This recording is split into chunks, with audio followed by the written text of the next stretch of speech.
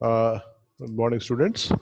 Today again, I'll be discussing about the mandibular osteotomies. Last class, I've discussed about the maxillary osteotomies and your procedures done, how it is done, and the use of splint by doing a mock surgery. The same thing with mandibular osteotomies. There are different procedures done in the mandible, be it your ramus, your body, or anterior segment. So, what are those mandibular osteotomies you have to know? We have to classify as the ramus osteotomies because what are the procedures done in the ramus of the mandible? You have your oblique subcondylar condylotomies, you have your subsigmoid ramus osteotomies, extraorally or intraorally, and you have your bilateral sagittal split osteotomy, which is very frequently asked in the exam point of view, which is what is called as BSSO, and you have your inverted L and C ramus osteotomies, and you have your condylectomies, which is not regularly followed, but you have to theoretically you have to know about this. These are all the procedures done in the ramus of the mandible, and we have again osteotomies of the body of the mandible, including the symphysis. You have your segmental procedures and genioplasties. Genioplasties are the chin procedures done in the chin region, which I'll be explaining to you shortly. So commonly asked is your subsigmoid osteotomy. It's called vertical subsigmoid osteotomy, where it is used for the correction of any mandibular prognathism and to correct the mild cases of mandibular retrognathism, be it a prognathic mandible or a retrognathic mandible.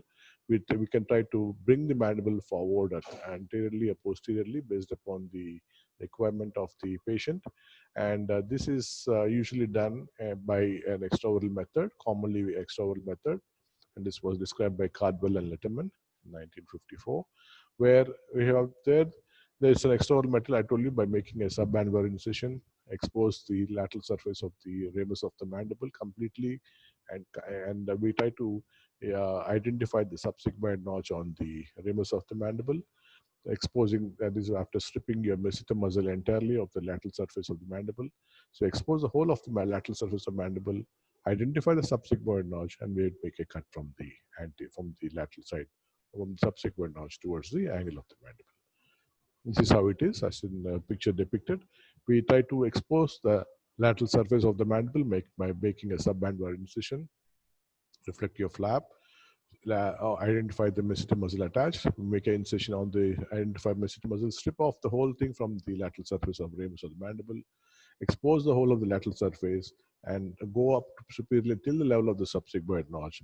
Identify the subsigmoid notch, which I'll be showing you in the surgical aspects, and you start making a cut from the subsigmoid notch towards the angle of the mandible. So wherein we can make it, after making this cut, the whole of the anterior segment is mobilized anteriorly or posteriorly depending upon the requirement of the patient. If a patient, example, if the patient has got a prognathic mandible, we try to push it back. Or if it is a very short mandible, or if it is a short mandible, we can try to advance the mandible and put a graft between the fractured segments. So intentionally we are fracturing here from the subsigmoid notch towards the angle of the mandible. This is what I've been explaining to you. This is the same patient, wherein the patient has got a prognathic mandible. We are trying to take it back. So what we have done here, we have made an incision in submandibular region, exposed the masseter or your muscle and attachments on the ramus of the mandible, strip the masseter completely off the ramus, and try to go tell the subsigmoid notch, expose the subsigmoid notch, and start making a cut from the subsigmoid notch towards the angle of the mandible.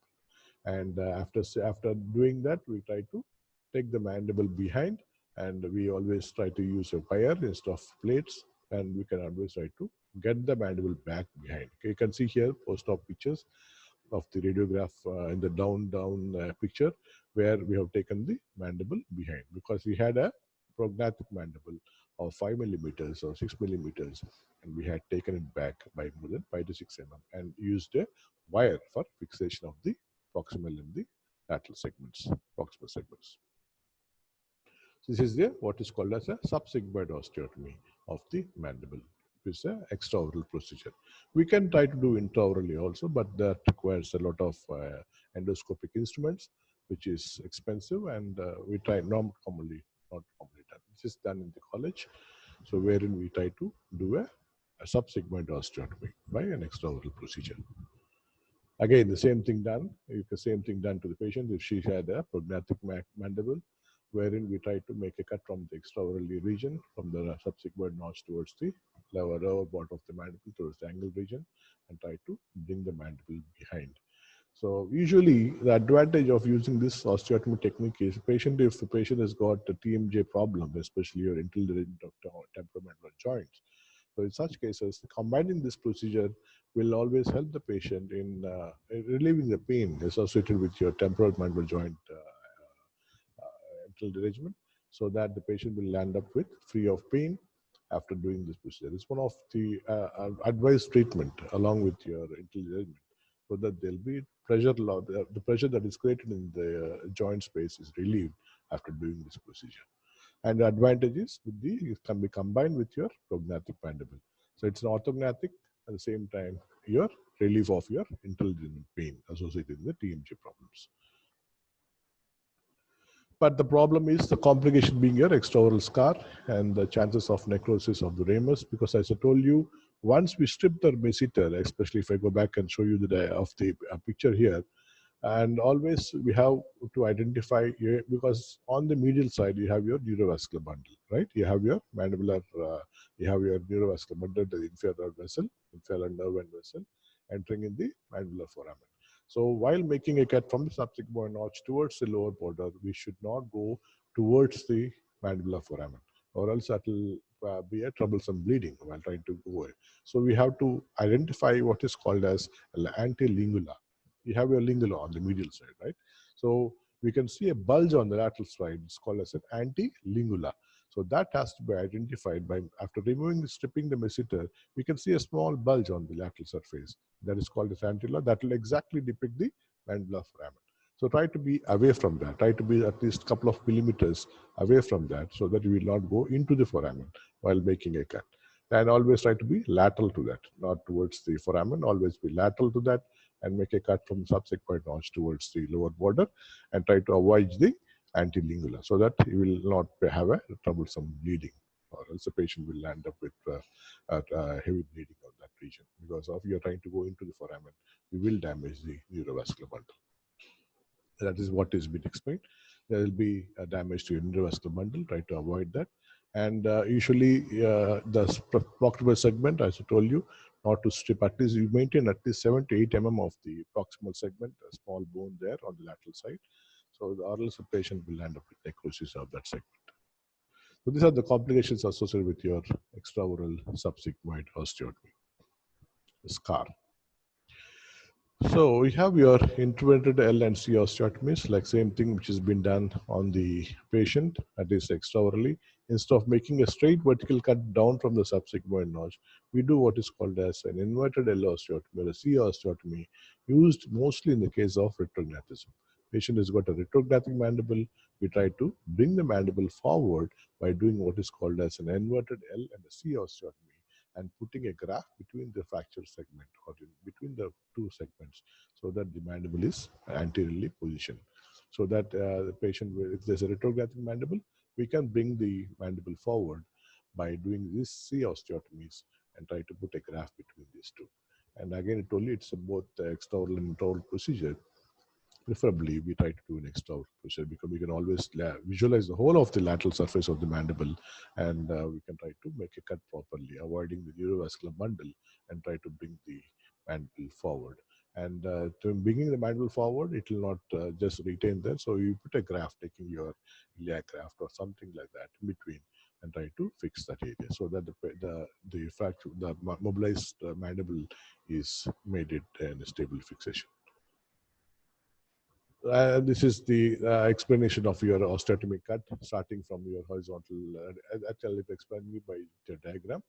Here I can tell you here. This is called as inverted. As I told you, first start making a cut from the coronoid process just below the and on the ascending ramus above the mandibular foramen. Always I told you, you should not damage the neurovascular bundle. So always make a cut above the mandibular foramen. From the ascending ramus, come back towards the posterior border. Make a cut, make a lateral cut from the ascending ramus behind the mandibular foramen, and from the behind mandibular foramen, we make a vertical cut down towards the lower border of the mandible. As you can see here, it's called as inverted L osteotomy. And doing that on both the sides, on that side also, we can try to mobilize the mandible anteriorly. So in between these two, cut segments, we can put a graft here, so that the patient, if it is a Trauner mandible, we can try to advance the mandible anteriorly, and putting a graft between these two will stabilize the segment. Okay, this is called as inverted L.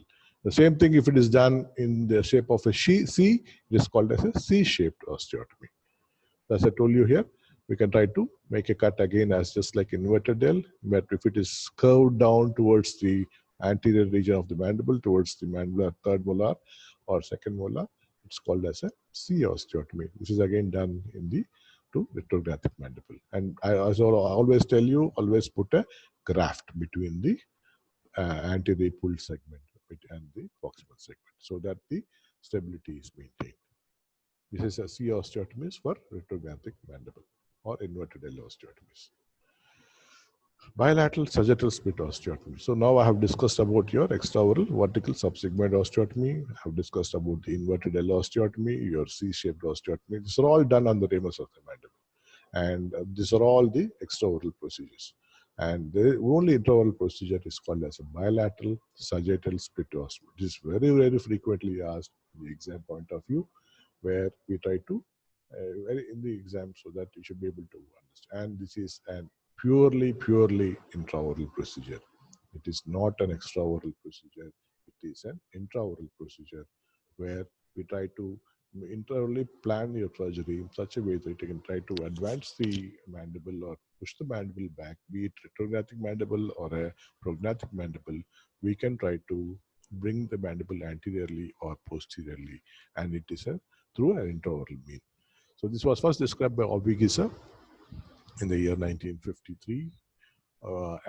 This was modified by Hansack and Delmont, with a lot of modifications taken place, which I'll be explaining to you shortly. But this is an excellent procedure which is done intraorally for both magnal, prognathic and the retrographic mandible. Okay, this was in Obwegeser Trauner, who started, and this is on the medial surface. Can you see in the pictures here? It's on the medial surface. Can you see the nerve entering the mandibular foramen? So here we can try to identify it's on the medial aspect of the mandible. Nothing is done on the lateral side here. Unlike your C osteotomies or inverted L osteotomies or your subsigmoid osteotomy, it's all done on the lateral aspect, and it's a through and through procedure. But this is an intraoral surgery where it is done on the medial aspect of the mandible. Nothing is done on the lateral side. So we try to make incision in the ascending ramus, on the ascending ramus, strip the mucoperiosteal flap from the medial side, expose the mandibular foramen region, try to visualize the whole of the mandibular foramen, and try to make a cut superiorly from above the mandibular foramen. So as it's seen here, always it's a very small, minute cut from the medial side, coming on towards the lateral side. That was the original description by Obwegeser in the year 1955. And you can see the third picture showing you the sagittally split mandible. See, this is a procedure which is done at bilateral sagittal split, where we sagittally split the mandible both the sides, so that, but it is not a through and through cut. Please remember that your medial cut and your lateral cut is hardly a 1 millimeter cut. So once we don't fracture that, we will have a sagittally split the mandible, as you can see in the third picture and the fourth picture, and then try to mobilize the mandible anteriorly or posteriorly. Again, this was again modified by Trauner in 1957, with saying that instead of making a cut on the ramus of completely on the posterior side of the lateral surface, we can try to bring the cut towards the anterior region. Okay, and he had modified that, which was again later popularized by Hansack and Delpont, where they have said that instead of making a cut, you can see here, instead of making a cut on the lateral side, you are trying to bring the cut towards the molar region, not towards the ramus. So once we make a medial cut, from the medial cut, come anteriorly towards the molar region, and try to make it go below the lower, towards the lower border of the mandible, as you see in the picture F, where you can see anterior medial cut, starting from medial cut on the ascending ramus and coming towards the molar region, and from the molar region, a downward cut towards the lower part of the mandible. Okay? That's modification by Dalpont and Hansek. And on the even on the medial side, you don't have to go from the posterior border, as you can see before picture. I say he started making a cut from the posterior border of the mandible. We don't have to go towards that posterior border. We can just cut short before the above the mandibular foramen. You can make a cut from above the mandibular foramen. This was modified by Hansek and wherein he had he doesn't have to we don't have to go towards the posterior border of the mandible, not on the posterior side, just above the mandibular foramen. You make a medial cut there, come anteriorly on the ascending ramus, and come towards the molar region, and from the buccal, from the first molar region, go down towards the lower border of the mandible, and and in the lower border of the mandible, make a through and through cut. This is all till this level. It is only a sagittal cut. It's a very small, minute cut. But in the lower border of the mandible, go through and through the whole of the mandible. Okay, which I'll be explaining to you. Okay, this is what I've been telling you. See, you can start making a cut on the medial side. You don't have to go towards the posterior border of the mandible. Just above the mandibular foramen is posterior to that. Make a cut on the medial side, a small cut. It is not a through and through cut. If you go through and through, the surgery is a failure. It is gone. So it's just a medial cut on the medial surface of the mandible. Come towards the lateral side, and in the lateral aspect of the mandible, till the level of your first molar, come down sagittally, come down on the ramus, ascending ramus, and go down towards the lower border. And only in the lower border, you go through and through, right? And then after doing it on both the sides, if you can just slightly tap between the cut segment, in the mandible splits sagittally. So, and then we can try to mobilize the segment. So, as I told, this is all the same incision what I've been explaining to you, where it has been cut in the ascenic, make incision on the ascending ramus, expose the mucoperiostal flap, expose the medial surface of the mandible, identify the mandibular nerve and the foramen, and try to make a cut on the medial surface above the mandibular foramen, just above the mandibular foramen, on the medial side. Score it slowly, score it anteriorly towards the ascending ramus, and from the ascending ramus, go down towards the molar region, and from the molar region, you go vertically down towards the lower part of the mandible, and the lower border of the mandible, make a through and through cut, so that if you can try to use your osteotome or any instrument, try to split the mandible sagittally, and we can try to split the mandible both sides, on both the sides, and we can try to mobilize the mandible. Right? Can you see? This is what I've been explaining to you. Once we sagittally split, we can see the proximal segment, that is with the condyle, and you have your anterior segment. So post proximal and the distal segment. So this segment has to be mobilized. But always be careful here, especially while doing surgery. Your vessel, your neurovascular bundle, sometimes get attached to your proximal segment, that is your condylar segment. So that has to be freed out. Sometimes it gets stuck with the small amount of bony covering. So we have to be careful not to damage the neurovascular bundle. Slightly strip that part of the neurovascular bundle towards the distal segment, and the proximal segment should be free of the neurovascular bundle. Okay, and then you can try to mobilize the anterior mandible, that is either bring it anteriorly or posteriorly. This is what I've been telling you. This is a medial cut. Can you see here? Can you have a cut on the medial surface? Now you don't have to go towards the posterior border. We can make a cut just above the mandibular foramen, and this was modified by Hansek and Dalpont. And the lower cut, that is through and through border cut in the lower aspect of the mandible, is by Epker in 1977. So this is the Hansek and Dalpont modification of your sagittal split osteotomy. It was started by Obwegeser in 1955-57, modified by Dalpont 59, bringing it anteriorly. Hansek said you don't have to go on the posterior surface completely. You can just cut short your medial cut just above the mandibular foramen, that is modified in Hansek by 1968. And as you cut anteriorly down towards the lower border of the mandible, in the lower border mandible, you make a through and through cut in the lower aspect of the mandible. It is modified by Epker in 1977. So most of the times there will be a question is asked on mandibular retrographism or a mandibular prognathism. This is one of the best procedures done to achieve your correction of your mandible. This is an intraoral procedure, and it's called as a bilateral sagittal split osteotomy. Please go through that. If you have any doubts, please let me know. I can explain to you class or in the OPD, right? So this is what is called as a mandibular sagittal split osteotomy in the mandible. And once you try to bring it anteriorly, or you can try to push the mandible behind, and after achieving the result required result, we can try to fix your knee plates or your wires. This is again a procedure done in the college in the mandible. Can you see here? It's an interval procedure. Expose the ramus of the mandible on the ascending ramus, expose the mandibular foramen on the medial side. Just above the mandibular foramen, start making a cut on the medial side, come towards the anterior region, come towards the molar, and then go down towards the lower border of the mandible. And in the lower border of the mandible, you have a lateral cut. Can you see the fifth picture, which is cut going towards the lower border? Okay, this is how it is done. And then sagittally put an osteotome between the cut segments, and once you mobilize that, the mandible splits sagittally.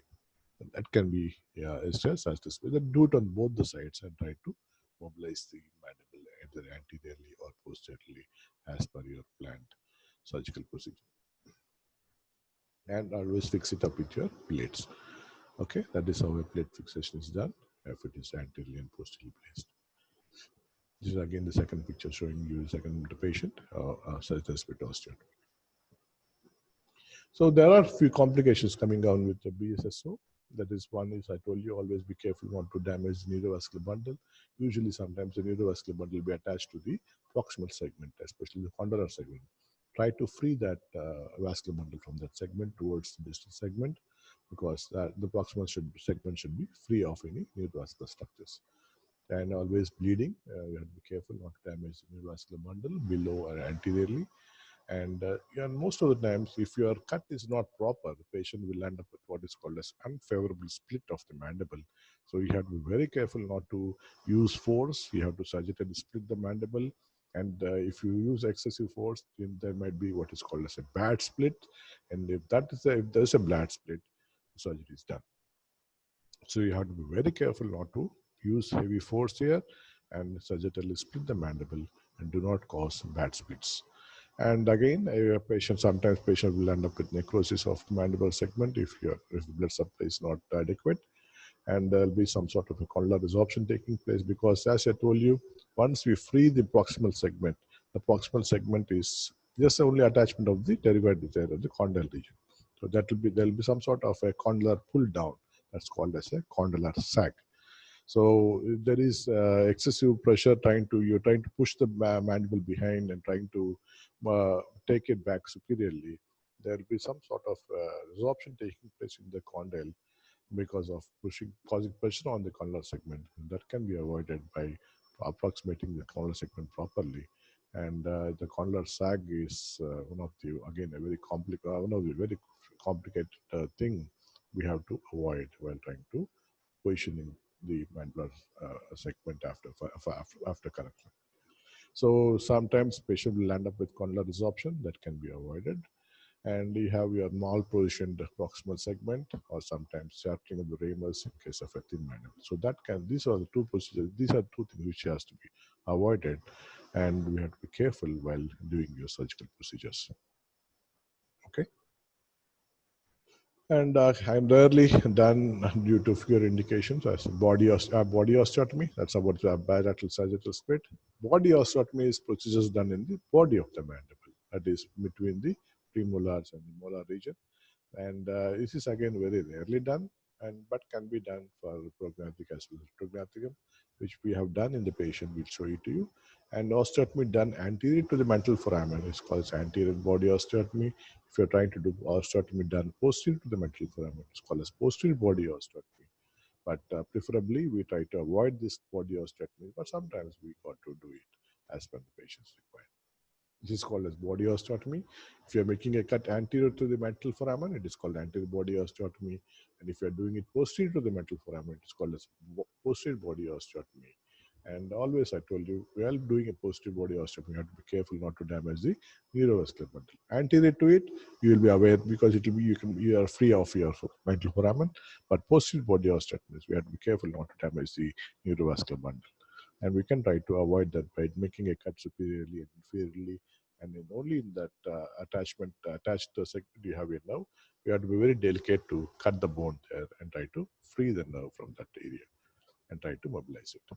This is what in the patient we have done this in the college, where we hit prognathic mandible. We had to do a body osteotomy on both sides between the premolar and the molar region on both the sides and try to correct it. So this is called as mock surgery. I told you it's done on the model. This is just to show you how it is done. So we made a cut in the model and then made a splint out of it. And the same splint is used in the surgery to exactly know exactly what is that we have done in the model is achieved in the surgery. This is called as mock surgery. This is what I've been explaining to you regarding mock surgery. Okay, all the procedure is done in the model, and then we prepare a splint out of it, and that splint is used for in the surgery, so that we'll exactly know that what is that we have planned is achieved. Okay, this is the same surgical position of the procedure. It's body osteotomy.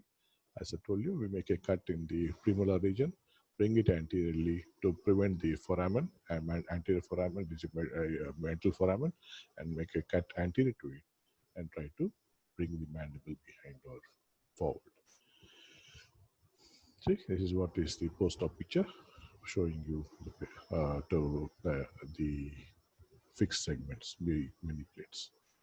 Complications, as I told you, we have to be careful not to damage the inferior nerve. We have sometimes widening of the arch takes place, and usually development of a double chin if there is a severe setback of mandible, and this can be corrected by soft tissue procedures also. Segmental procedures, like as I told you, in the maxilla, you have your anterior segmental osteotomy. The same thing is done in the mandible. It's called as mandibular subapical osteotomies. Anterior subapical osteotomy, which is done to if there is a proclined or a retroclined lower teeth or posterior inferiorly placed lower anterior teeth. Incision again as in the maxilla, we do it in the mandible. It's a simple, straightforward procedure. It's not much of a complication. You have to be careful not to damage your tooth structures, or as I told you, making a cut always at least 4 to 5 mm below the apices of your root apex, right? Always make a cut like that. And as I told you, extract your premolars, same thing in what is done in maxilla. Extract your premolars, start making a cut vertical down below your apices of the teeth, and then joining both sides by your horizontal cut, and then try to fracture that segment. Is called anterior subapical osteotomy, and try to mobilize that. If you want to correct your open bite also, we can use this procedure. As I told you, open bite can be corrected by both maxillary and combining both maxilla and mandible, and that is a maxillary osteotomy, and a lower it's a mandibular osteotomy, mandibular subapical osteotomy, right? And once we achieve what is required, we can always fix it up by using a mini plates. Genioplasty, again, very frequently asked in the exam point of view. Your genioplasty is also called as a chin surgery, where this is not a pre-prosthetic surgery. Please do remember, it is not a pre-prosthetic surgery. Genioplasty is a orthognathic procedure done for the correction of chin. Okay, this is called as genioplasty, where the chin is either taken anteriorly or posteriorly. As you can see the cut here, we make a cut in the anterior, and that is in the chin region from premolar to premolar both sides. Try to advance the chin anteriorly, posteriorly. That is called as genioplasty. Is called as advancement genioplasty. So you can see the surgery done. There's a lot of procedures done. It's called advancement genioplasty, or if you want to reduce the chin genium, it is called as reduction genioplasty. And you have in between, if you want to add something, put a graft, increase the height, it's called vertically augmented genioplasty, right? Or reduction genioplasty. It's all depending upon the patient's requirement. If the patient has got a very low chin, a backward chin, we can try to advance the chin forward. It's called as advancement genioplasty. So genioplasty is always a chin procedure. Please do remember that it is not a pre-prosthetic surgery, because very frequently genioplasty is asked in the exam point of view. Yeah, again, this is a double sliding genioplasty. The picture showing you, we can try to double the chin procedure. At least like you try to advance the mandible forward. That is your chin procedure, chin forward.